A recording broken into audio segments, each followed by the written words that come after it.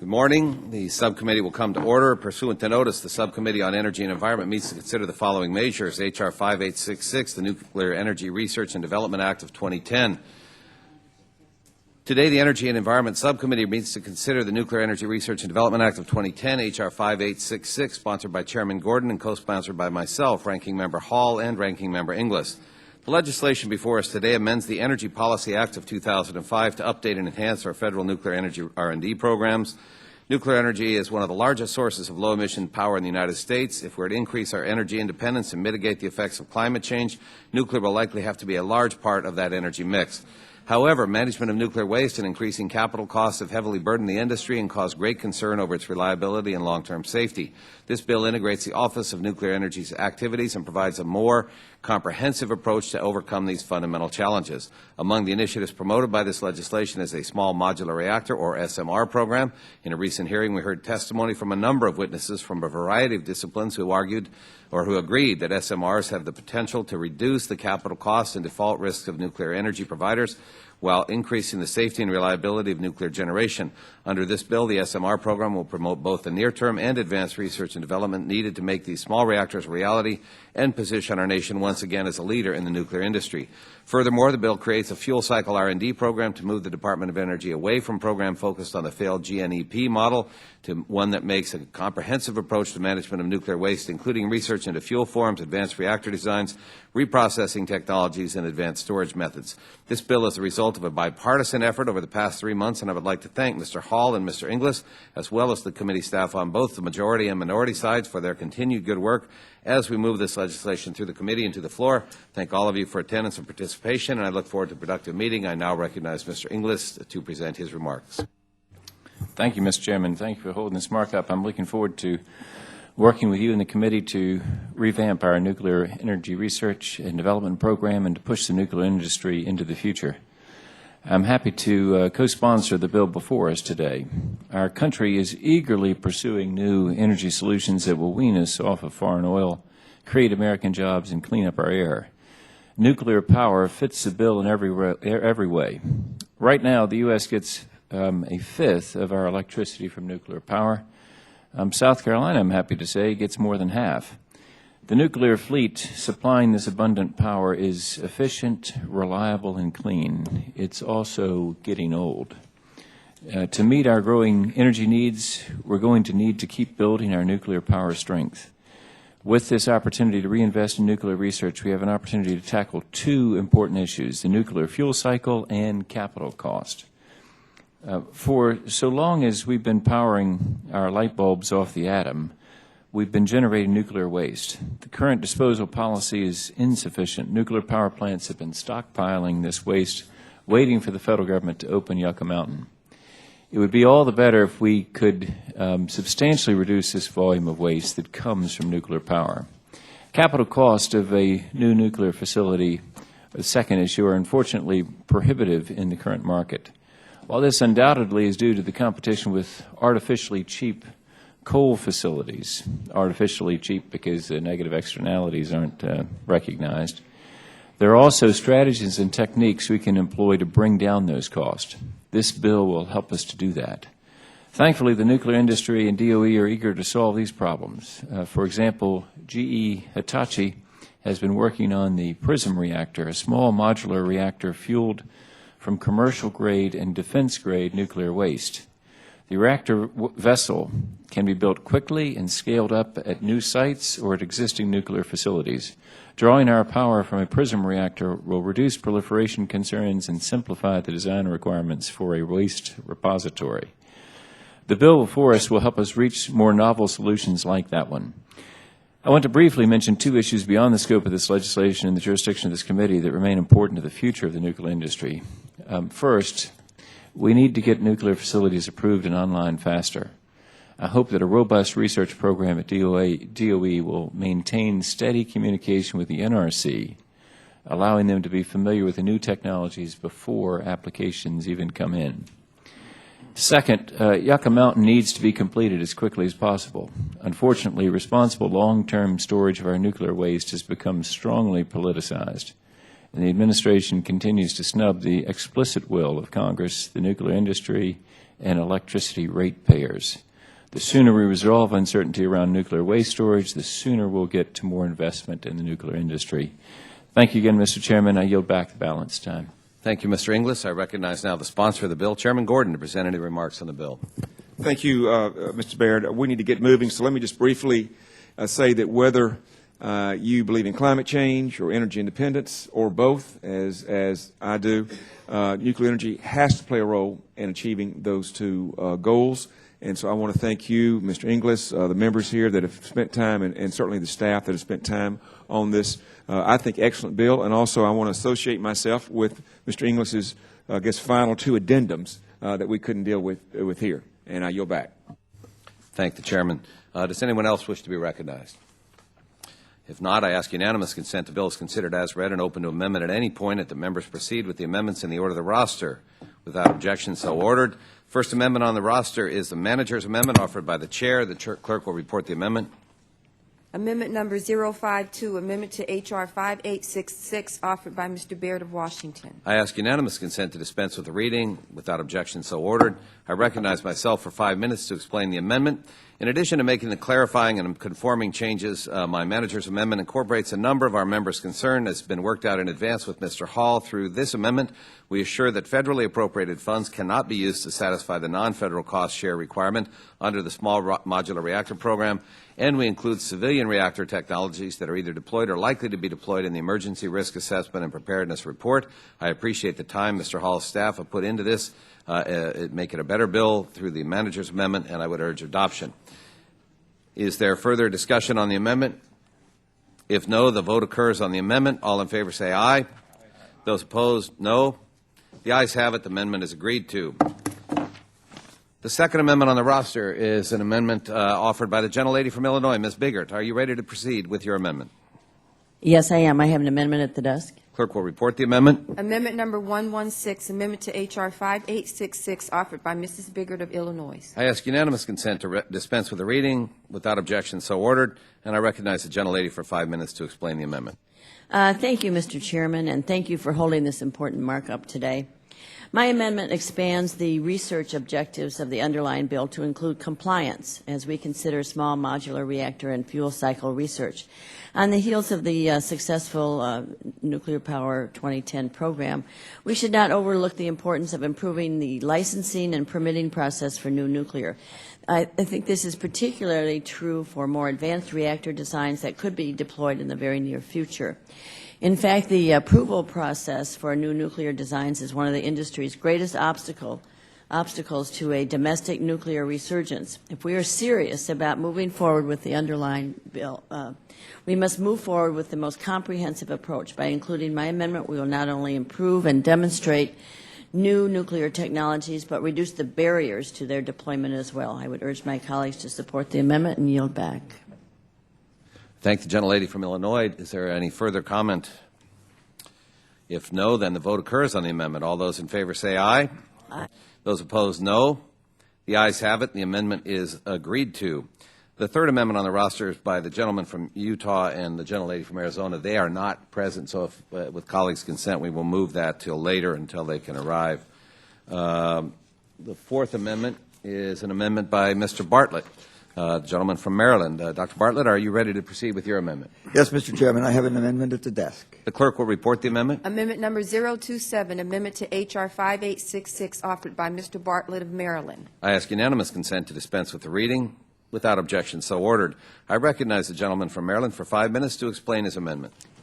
Thank you, Mr. Chairman. This amendment is a good government approach aimed at maximizing efficiency. The nuclear R&D bill we are marking up today aims to advance innovation in nuclear energy technologies and establishes a new program to advance development of small modular reactors for commercial application. This amendment ensures that the Secretary of Energy consults with the Secretary of the Navy, because the Navy has managed similar small nuclear reactors to power its warships for several decades. This consultation will help the DOE build on the Navy's expertise and avoid needless duplication. I yield back. I thank the gentleman. As with Ms. Biggert's amendment, a very constructive and thoughtful amendment. Is there further discussion on the amendment? If no, then the vote occurs on the amendment. All those in favor say aye. Aye. Those opposed, no. The ayes have it, and the amendment is agreed to. Okay. We're told Mr. Lipinski is not going to offer his amendment, so we will move now to the Sixth Amendment offered by Mr. Lujan. Mr. Lujan, are you ready to proceed with your amendment? Yes, Mr. Chairman, I have an amendment at the desk. The clerk will report the amendment. Amendment number 066, amendment to H.R. 5866, offered by Mr. Lujan of New Mexico. I ask unanimous consent to dispense with the reading. Without objection, so ordered. And I recognize the gentleman from New Mexico for 5 minutes to explain his amendment. Thank you, Mr. Chairman. The current bill specifies a number of goals in Section 5 under the administration subsection, but these goals are currently not listed as part of the selection criteria for the Secretary to use in selecting which cooperative agreements to enter into. My amendment adds the selection criteria consisting of the degree to which the goals of the program will be advanced. This will ensure that in project selection criteria where the cooperative agreements that are selected will be aligned with the goals that we have set forth in Section 5. I urge the adoption of this amendment. Again, a constructive amendment. Is there further discussion on the amendment? If no, then the vote occurs on the amendment. All those in favor say aye. Aye. Those opposed, no. The ayes have it, and the amendment is agreed to. The Seventh Amendment on the roster is an amendment offered by the gentlelady from Illinois. Ms. Biggert, are you ready to proceed with this amendment? Yes, Mr. Chairman, I have an amendment at the desk with Mr. Garamendi. The clerk will report the amendment. Amendment number 115, amendment to H.R. 5866, offered by Mrs. Biggert of Illinois and Mr. Garamendi of California. I ask unanimous consent to dispense with the reading. Without objection, so ordered. I recognize the gentlelady for 5 minutes to explain the amendment. Thank you, Mr. Chairman. Our amendment would enhance the range of research in the fuel cycle research and development program. Specifically, this amendment suggests the Secretary provide additional research to support open, modified, and full fuel cycle research and development. More progress is needed in the areas of waste streams, waste treatment processes, and new reactor concepts that better utilize waste resources and decrease toxicity. Using the Department's advanced computing resources will be integral to this. With our amendment, I hope the Department can finally make recycling a priority as it should have been all these years. I want to thank the Chairman, minority and majority staff for their help throughout this process, and also like to recognize my colleague, Mr. Garamendi, for his support of my amendment and for his support of recycling in general, and I would yield back. Gentlelady yields back. Is there further discussion? Mr. Garamendi? Ms. Biggers correctly points out a significant issue, and that is the need to really advance the fuel recycling. Her amendment accomplishes that. I'm delighted to join with her in that process. I thank both of our colleagues for, again, a very constructive, thoughtful, and beneficial amendment. Any further discussion? Mr. Lujan. Mr. Chairman, I very much appreciate the sponsors bringing this forward as well. We definitely have to be smarter about the way that we're taking on this issue with spent fuel, and this amendment will help achieve that as well. So thank you very much, Mr. Chairman. Thank you, Mr. Lujan. Is there further discussion on the amendment? If no, then the vote occurs on the amendment. All those in favor say aye. Aye. Those opposed, no. The ayes have it, and the amendment is agreed to. The Eighth Amendment on the roster is an amendment offered by the gentleman from California, Mr. Garamendi. And Mr. Garamendi, are you ready to proceed with your amendment? I am, and the amendment's at the desk. The clerk will report the amendment. Amendment number 021, amendment to H.R. 5866, offered by Mr. Garamendi of California. I ask unanimous consent to dispense with the reading. Without objection, so ordered. I recognize the gentleman from California for 5 minutes to explain his amendment. Thank you, Mr. Chairman. Looking at the docket here, I noticed that this one may not be wise and beneficial, at least in the view of the committee. But despite that, I want to push it forward. This goes one step beyond the previous amendment by Ms. Biggert and myself to advance the recycling programs and to move beyond endless research.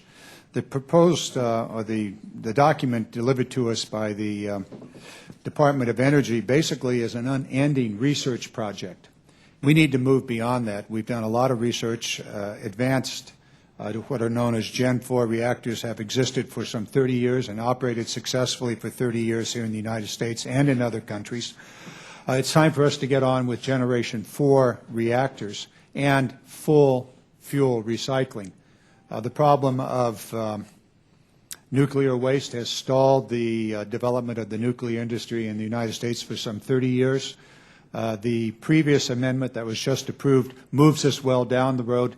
My amendment moves us either further down the road by specifying that the department shall engage in full fuel recycling research and development and an integral fast reactor. Apparently, there are many that think that selects a winner. It does. And in fact, that winner's existed for 30 years, and it's time to get on with it. I note the opposition that staff has, but I want us to get on with it. I don't want us to waste any more time. We need to, for the reasons stated in the opening statement of the chair, that we have to address climate change, we have to address the energy. This would move us rapidly in that direction, and I offer the amendment for that purpose. And I note the opposition. Okay. Thank you, Mr. Germendi. Recognize myself for 5 minutes in response. My understanding and discussion with staff, first of all, I agree with the gentleman's intent that we have to move forward with these, that we have a growing problem with waste, and if we're going to move to the next generation, we have to address that. In discussing this with staff, the concern that is put forward is that the particular language, insofar as it only identifies one technology, even though it says including, by including only one, that would imply that that should be the focus. And I know the gentleman's passionate about that particular technology, and with good reason, but there's a sense that there ought to be an opportunity, at least, for other competitive technologies to be allowed. And I'm wondering if the gentleman would be willing to consider withdrawing the amendment and that we could wordsmith the language between now and the markup and full committee so that we can try to address his concern and effort to put a marker down to push this technology, but also not exclude others in so doing.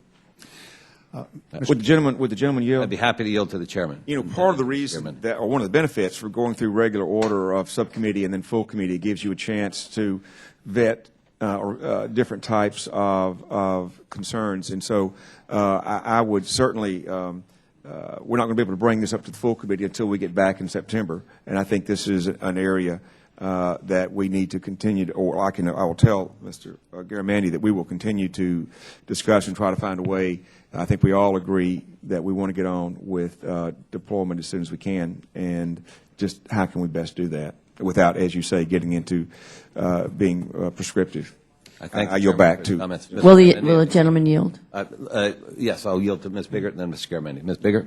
I think this is a really good amendment, but I can understand the wanting to broaden it a little bit so that it doesn't just define one area, because it might then make the bill fail. So I would support the amendment and would hope that it can be addressed by the time we come back in September. I thank the gentlelady. Mr. Garamendi? Yeah, I will, just a couple of comments and then address the request of the chair. We know that there are many different types of advanced fuel recycling. Some of those, while they will create full fuel recycling, also create very significant problems in that they produce pure plutonium and all of the risks associated with proliferation and the like. There are other technologies, at least one, pyroprocessing technologies, that do not produce pure plutonium but do allow for full recycling. When associated with an integral fast reactor, the PRISM reactor was mentioned by Mr. Inglis earlier, you can achieve both a relatively safe recycling program and dispose of the fuel, most all of the fuel, and have a very short-lived residual waste product, which can be handled safely and, I think, securely. Therefore, I push very hard for this technology because it answers the conundrum that we face with Generation 3 reactors, Generation 2 reactors, in that they consume a very small portion of the energy in uranium, and they also leave an extraordinary amount of waste that has stalled nuclear energy development in the United States. So I'm all for getting on with the task, and I'm pushing hard for it. I understand that it does direct the department, and I'm all for directing the department. I was a deputy secretary, and I know that Congress can and should direct. So now that I'm on this side, when I was on that side, I resented the direction. Now that I'm on this side, I support direction. So that's what this is all about. I'd be happy to work with the committee and try to figure out a way to achieve a balance here. But I really believe the Department of Energy needs to get on with the fourth generation and full recycling. Otherwise, we will be left behind. The rest of the world is moving, and some of them are moving with recycling programs that do create pure plutonium and all the problems associated with that. So I will withdraw the amendment at this time. I look forward to working with the committee, but I want to be very clear to the committee about where I'm coming from and why I'm pushing hard. So thank you very much, Mr. Chairman. I withdraw the amendment. I thank the gentleman for withdrawing the amendment, but more importantly for his eloquent discussion of the various merits of different approaches. One of the things that I find so gratifying about being on this particular committee is the fact that we can have this level of discussion, and the caliber of intellect and contribution of all the members on both sides is, to me, in my experience in this body, unparalleled in the other committees as well. I just am very impressed and I'm grateful for the input. Thank you for withdrawing. The chairman has offered his commitment to working on this, and we will indeed proceed in that manner. With the gentleman having withdrawn that amendment, the Ninth Amendment is before us now. It's an amendment offered by the gentleman from South Carolina. Mr. Inglis, are you ready to proceed with your amendment? Yes, Mr. Chairman, I have an amendment at the desk. I reserve a point of order on this amendment, but would then ask the clerk to report the amendment. Amendment number 027, amendment to H.R. 5866, offered by Mr. Inglis of South Carolina. Ask unanimous consent to dispense with the reading. Without objection, so ordered. The gentleman is recognized for 5 minutes to explain his amendment. And thank you, Mr. Chairman. And this one may well go the way of Mr. Garamonti's amendment. But I just want to, as well, lay down a marker here. As I mentioned in my opening remarks, we have expressed support time and again for responsible, long-term geologic disposal of nuclear waste. In the Nuclear Waste Policy Act, Congress directed the administration to take title to civilian nuclear waste and dispose of it in secure geologic storage at a nuclear waste repository in Yucca Mountain, beginning in 1998. In good faith, industry and nuclear electricity ratepayers have been contributing to the Nuclear Waste Fund financing the project at Yucca. South Carolinians alone have contributed $1.2 billion to this national effort. Unfortunately, progress at Yucca Mountain has been slow, and despite our investment, South Carolinians are still storing 4,000 metric tons of nuclear waste in our state, and that's replicated in other states. More unfortunate is that this administration has decided to politicize this scientifically and technically sound storage option for nuclear waste, despite a long history of bipartisan support. While this administration inappropriately inserts politics into science, it puts millions of Americans at risk and exposes taxpayers to expensive lawsuits from the nuclear industry. It also discourages investment in nuclear power, slowing down any resurgence in this industry. The administration has proposed to find an alternative solution to managing nuclear waste through the Blue Ribbon Commission on America's Nuclear Future. While I'm confident that the Commission will come up with several innovative ideas to manage nuclear waste stockpile, none of these ideas will satisfy the federal obligation to long-term geological storage at Yucca Mountain. The amendment I offer for your consideration directs the Department of Energy to consider the recommendations of the Blue Ribbon Commission in the context of Yucca Mountain. In other words, the decision on whether to proceed with alternative waste disposal recommendations made by the Commission can only be made after comparing those recommendations to disposal at Yucca Mountain. The federal government has poured 23 years and $10 billion into this storage solution, and we have a great deal of understanding of this storage solution. We shouldn't throw this work away over politics. I do understand, however, that the amendment, as we've drafted it, involves potential challenges with jurisdiction beyond the jurisdiction of this committee. And so, Mr. Chairman, what I'm hopeful of is that we can work perhaps to tailor this concept so that it stays within the jurisdiction of the Science Committee between here and the full committee. And that being the case, having described my felt need here and South Carolinians' felt need, and I think it's the felt need of many other states, not just South Carolina. Well, I'm actually, before I withdraw it, I think I've got some folks on our side that would like to comment on that. And so I suppose I'll yield back for the moment. And If the gentleman wants to yield back and others wish to comment, we'll be happy to recognize them for comments, and then you can, if you choose to withdraw after the comments. Anyone further wishing to comment? Mr. Chairman. I think Ms. Biggert had her hand up first, Dr. Bartlett, then yourself, and I think Mr. Diaz-Balart also has come in, Mr. Ehlers. Okay. So start with the gentlelady first, and then proceed.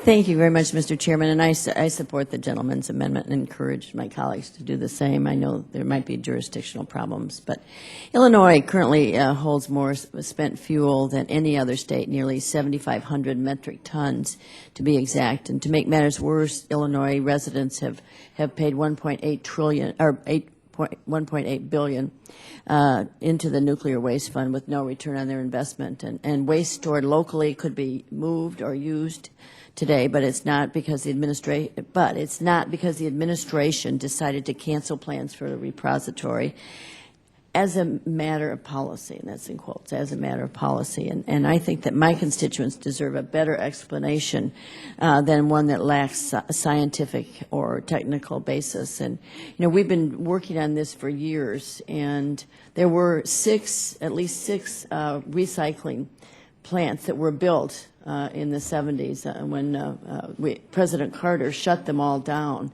And so this has been ongoing, and having Yucca Mountain ready, I just don't understand it. So we've had years of engineering and construction and technical investment that has been made by the taxpayers at Yucca Mountain, and I don't think we should waste it. And I would yield back. I thank the gentlelady. I recognize Dr. Bartlett for comments. Dr. Bartlett, I'm sorry, I'm disregarding my own side. Okay. I hadn't seen a Go ahead. comment. The chairman wish to comment on this? Well, I also agree that we need to have a permanent repository and that we have responsibility to that. As a practical matter, Yucca cannot hold all of the current waste and the future waste that would be produced by just the plants that we have now. And that's why I think this bill is important, that we look at reprocessing in a different way, or we look at reprocessing so that hopefully we can have, as Mr. Garibaldi points out, a full cycle so that there is little or no waste, that we can even reuse some of the waste we have now. And hopefully with this new technology, we're going to move from thousands of years down to maybe a few hundred years of necessary storage, which then would make Yucca even more reasonable by virtue of less and less volume and a shorter period. So I hope that this bill will help us to achieve what we all want and can be done in a more, again, achievable way. And I yield back my time. I thank the chair, Dr. Bartlett. I regret that the political climate necessitates an amendment like this. I would think it would be unthinkable that the Commission would not look at this endeavor where we've spent a number of years and billions of dollars in preparing it. We shouldn't have to remind them that they need to look at that. I would like to thank our chairman for the Codel to France that I was privileged to go on. And if we use their nuclear electrical generation technologies, Yucca Mountain would hold the waste for 100 years. And so we really need to move to reprocessing. And I understand the potential for sequential referral here, and I hope that we can rework this amendment between now and full committee markup so that we can put this marker down that certainly this commission needs to look at all the money and all the time that's been invested in Yucca Mountain. Thank you.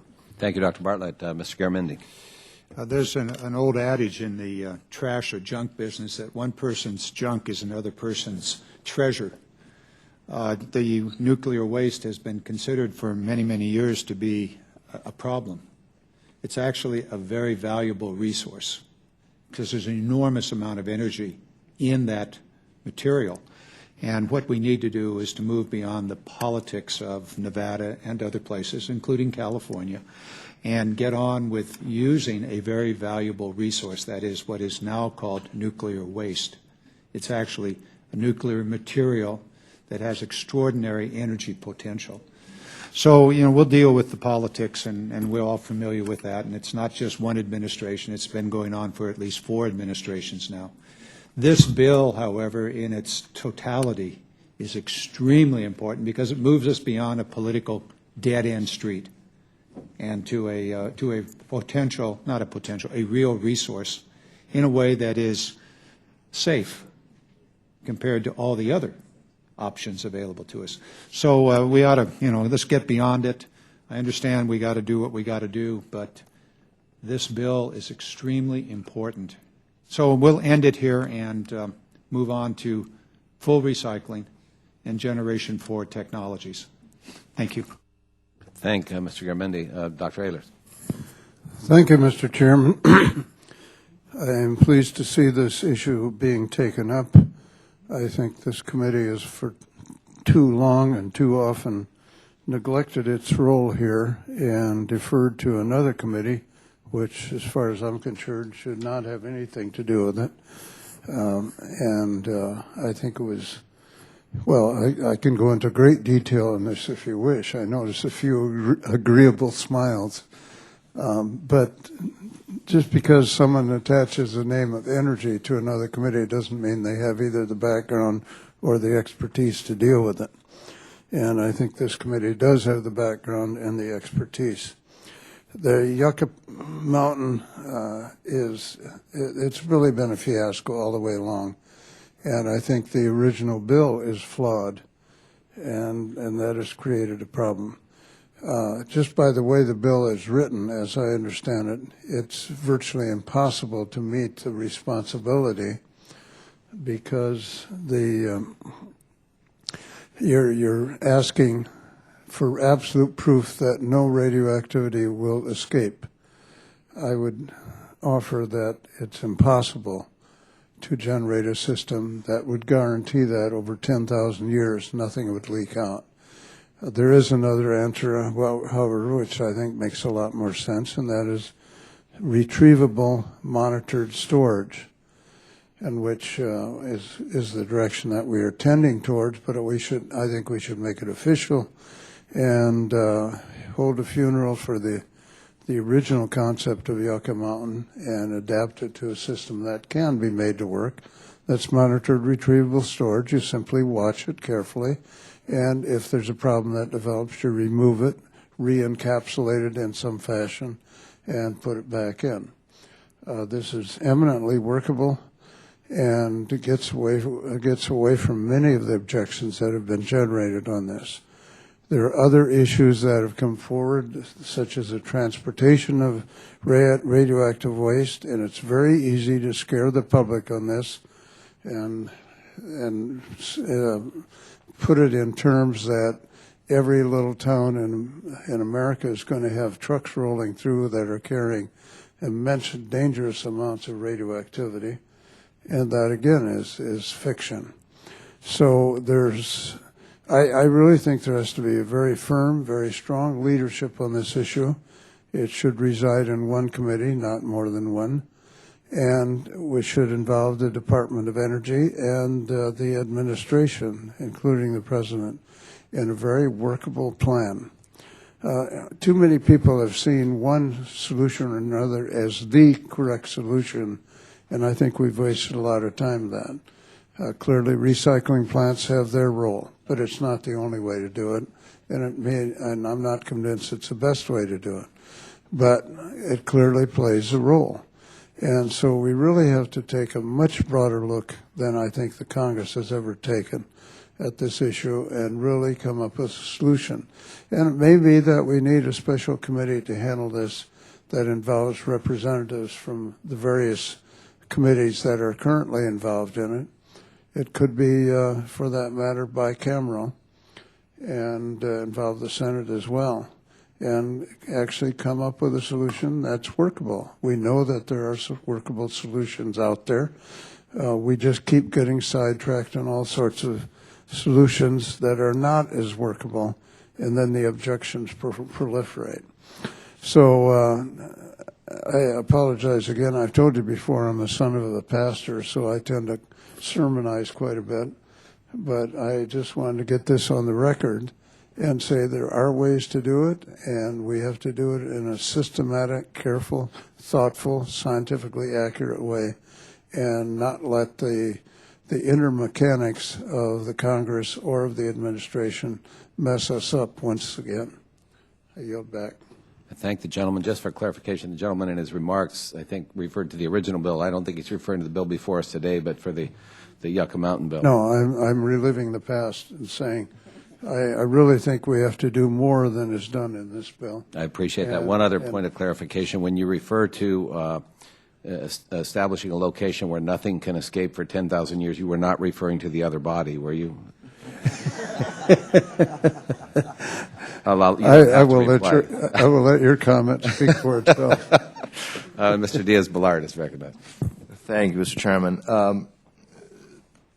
We do need to look. This is an issue that's been politicized forever. It continues to be politicized, and that's a reality. And we'd all like to move forward, but the reality is that, without necessarily pointing fingers, but it continues to be politicized even by this administration. Now, Mr. Chairman, what I'd like to do now is ask for unanimous consent to submit just a CBO report on the cost of closing Yucca Mountain, and also there's an article by Energy and Environment Daily which talks about how the CBO report mentions how the taxpayer, the federal government, the taxpayer, will have to pay electric utilities of about $500 million a year. That it accepts that its acceptance of nuclear waste is delayed because of the administration's decision to shut down Yucca Mountain. And all I would like to do now, because again, it is important that we look at all the facts, and unfortunately there seems to be a reluctance, again, call it whatever you might want to call it. Is it politicized or whatever? There seems to be a reluctance to want to look at all the facts. All I'd like to do, Mr. Chairman, is ask unanimous consent to, again, submit the CBO report that I just mentioned and the article that I just mentioned. Without objection, so ordered. Thank you, Mr. Chairman. Any further discussion? With that, I want to thank the gentleman from South Carolina. Indeed, the concern he recognized is that precisely that the language as currently drafted would likely lead to multiple referrals, and as Dr. Ehler said, well, I'll leave his comments for it, but I share Dr. Ehler's concerns. In order to be able to move the bill forward, I appreciate the gentleman's willingness to withdraw, and would be happy to work with him to try to craft other language if he so chooses. Does the gentleman wish to withdraw? Yes, Mr. Chairman, and just to add this, it's heartening here to see so much agreement that, A, that our committee should have jurisdiction, and B, that something needs to be done. And, this is a great country with 50 states, and if we all engage in not in my backyard, we have a real problem. And, South Carolina has taken a lot of low-level radioactive waste. We're not the perfect place for that, but we've taken a lot of it. We've got a lot of, in fact, 35 million gallons of high-level liquid radioactive waste at Savannah River site. We've taken 1 or 2 or 35 million gallons worth of for the team. It seems to me that there's some other places that can take one for the team, the 50-state team, and figure out a way to deal with this problem long term. But it's because of the practical problems, I'm happy to withdraw the amendment at this point, but hope that between here and the full committee we can craft it in such a way that it would give some direction to the commission, but avoid the sequential referral problem. So, and we're confident that we can get there with a proper drafting of it. So with that, Mr. Chairman, I'm happy to withdraw the amendment. I thank the gentleman for withdrawing and appreciate his standing up for the concerns of his state with such high volumes of nuclear waste present. I had not been aware that there were those volumes present, but being aware of that helps explain certain electoral results that have occurred in recent months, and I'll leave that to be speculated on what I mean by that. Chair will recognize Chairman Gordon to fill the chair for now.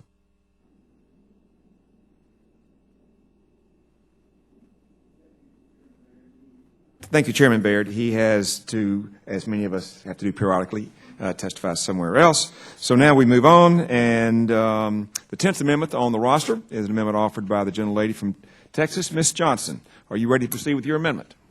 Yes, Mr. Chairman, I have an amendment at the desk. The clerk will report the amendment. Amendment number 128, amendment offered by Ms. Eddie Bernice Johnson of Texas. I ask unanimous consent to dispense with reading. Without objection, so ordered. I recognize the gentlelady for 5 minutes to explain her amendment. Thank you very much, Mr. Chairman and Ranking Member, for considering the amendment. And before I explain the amendment, I'd like to associate myself with the remarks of Mr. Garamendi and Dr. Ellers. My amendment calls for the Secretary of Energy to work with the national academies to conduct a long-term operating study of our nation's existing nuclear power plants. The United States currently has 104 reactors in 31 states that generate approximately 20% of our nation's electricity. Data indicates that it is possible that 1/3 of the nuclear facilities in our country will be retired in the next 20 to 25 years. Given that nuclear power provides approximately 20% of the electricity in the United States, this topic is of critical national concern. Many existing nuclear facilities in the U.S. are nearing the end of their initial 40-year license. Many of these facilities are likely to seek and receive license renewal for an additional 20 years. As the demand for low-carbon electricity grows, it is not too soon to identify options for these plants beyond the 60-year mark. The most recent U.S. nuclear unit to be completed was TVA's Watts Bar 1 reactor, ordered in 1970 and licensed to operate in 1996. The dearth of new nuclear units necessitates that our current nuclear infrastructure must continue to operate reliably, safely, and efficiently. In the U.S., there are 59 nuclear plants that have reapplied for license through the Nuclear Regulatory Commission for an additional 20 years, taking the age of their plants from 40 to 60. The need to demonstrate the technical and financial feasibility of extending the life of nuclear facilities beyond 60 years is evident. How long can these facilities last safely? What can be done to maintain these facilities better? What major impediments do they face to their long-term operational viability? To help transition to a low-carbon economy, Congress needs these questions answered. Mr. Chairman and Ranking Member, I appreciate your considering this common sense amendment. I have lived with nuclear energy for the last 30-some years. I encourage my colleagues to support this amendment and yield back the balance of my time. Thank you, Ms. Johnson, for that excellent amendment. Is there further discussion? Mr. Garamendi is recognized. This is a very good amendment.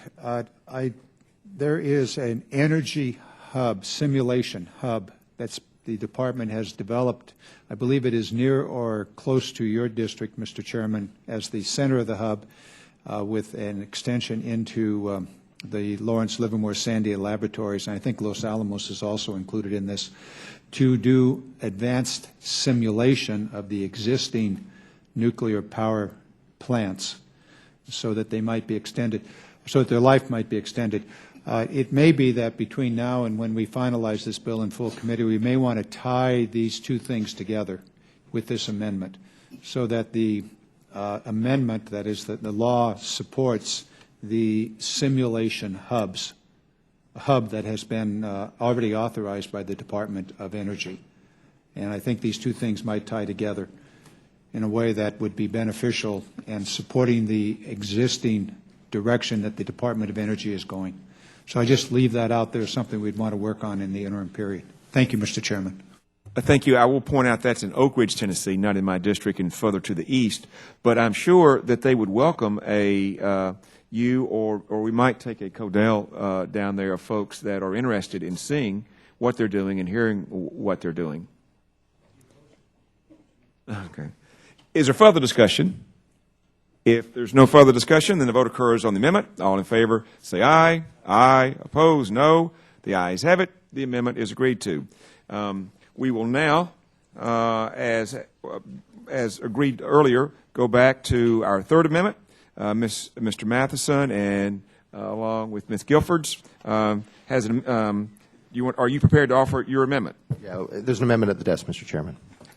The clerk will report the amendment. Amendment number 066, amendment to H.R. 5866, offered by Mr. Matheson of Utah and Ms. Giffords of Arizona. I ask unanimous consent to dispense with reading. Without objection, so ordered.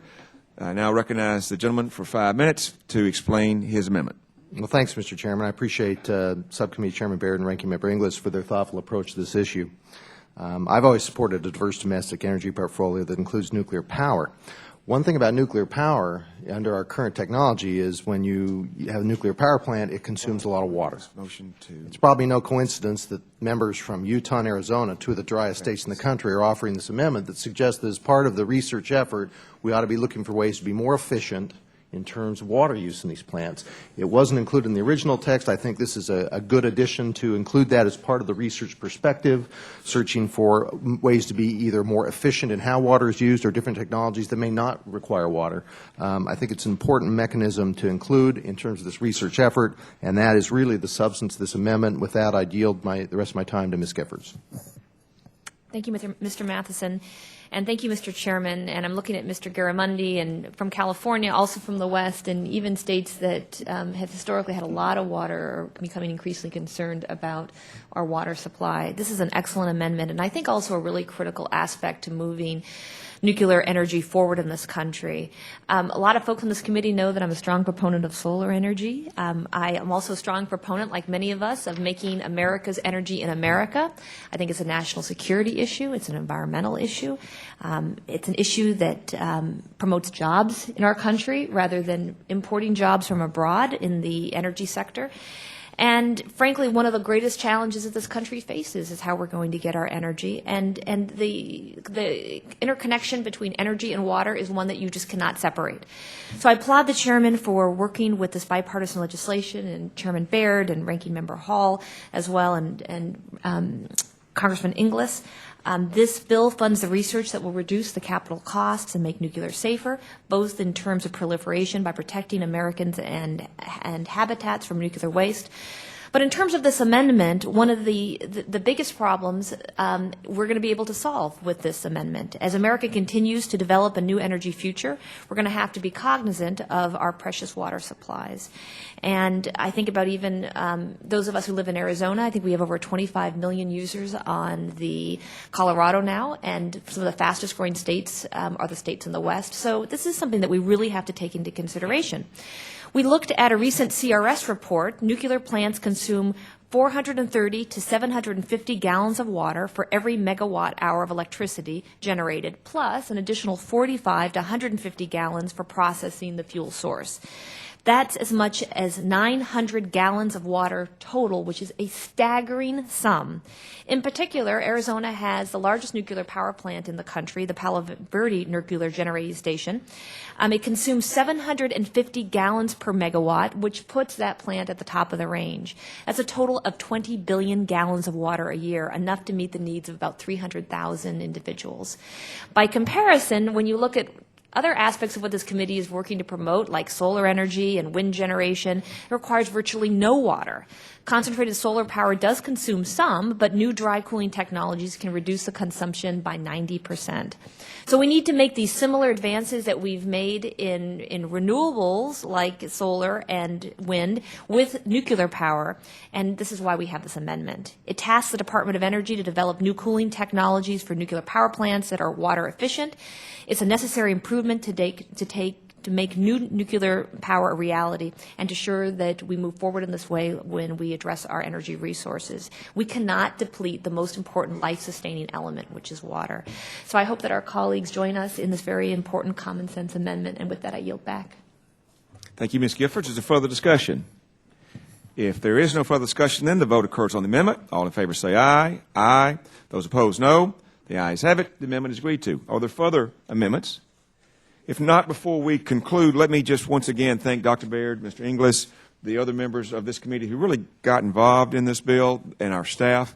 You know, it's very rewarding, I hope for you, it certainly is for me, to see us proceed in an adult, thoughtful way to do what I think we all came here to do, and I think this is an excellent bill. We will complete it at the full committee level when we get back in September. I now recognize Mr. Inglis. Excuse me. Since there are no other amendments, then the vote now occurs on the bill, H.R. 5866, as amended. All those in favor say aye. Aye. All opposed, no. In the opinion of the chair, the ayes have it. I now recognize Mr. Inglis for a motion. I move that, Mr. Chairman, that the subcommittee favorably report H.R. 5866 as amended to the full committee. Furthermore, I move that staff be instructed to prepare the subcommittee report and make necessary technical and conforming changes to the bill in accordance with the recommendations of the subcommittee. The question is on the motion to report the bill favorably. Those in favor of the motion will signify by saying aye. Aye. Opposed, no. The ayes have it. The bill is favorably reported. Without objection, the motion to reconsider is laid upon the table. Members will have 2 subsequent calendar days in which to submit supplemental, minority, or additional views on the measure. And once again, thank all the members for being a part of this good legislation. And this concludes our subcommittee markup.